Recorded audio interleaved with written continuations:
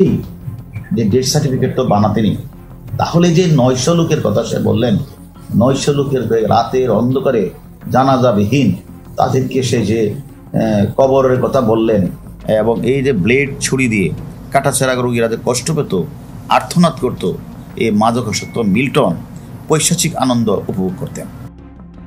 প্রতারণা এবং নানান অনিয়মে গ্রেফতার child and old age care আশ্রয় কেন্দ্রের প্রতিষ্ঠাতা মিল্টন সামাদ্দার মানুষের হাত পা কেটে নিজেই অস্ত্রোপচার করতেন।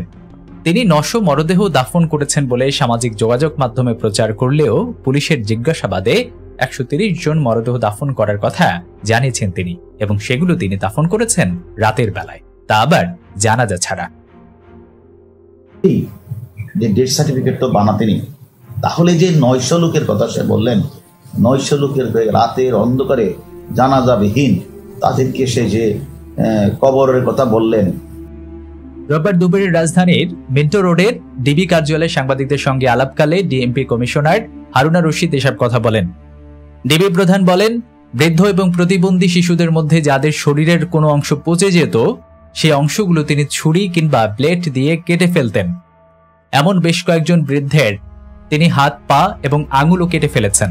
সে সময় তাদের কান্না, যন্ত্রণা এবং রক্ত দেখে মিল্টন পৈশাচিক আনন্দ উপভোগ করতেন। তিনি কখনই অসুস্থ ব্যক্তিদের কোনো হাসপাতালে নিতেন না।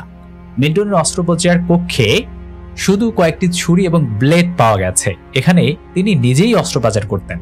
মিল্টনের ব্যাংক অ্যাকাউন্টে এখনো 1,85,00,000 টাকা আছে, যা জানান হারুনা রশিদ।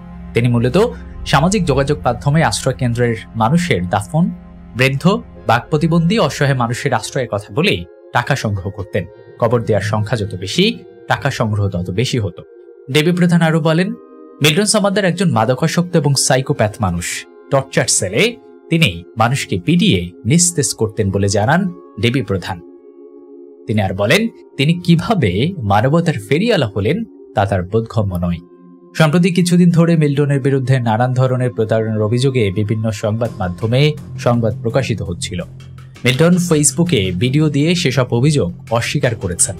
এরই মধ্যে তার সঙ্গে কাজ করা এবং সংশ্লিষ্ট কয়েকজন তার বিরুদ্ধে প্রতারণার অভিযোগ আনেন। এবং সে একরকম সাইকোপ্যাথিক মানুষ, একটা মানুষ, সে কিভাবে মানবতার ফিরিওয়ালা হলেন আমাদের বোধগম্য নয়। এবং সে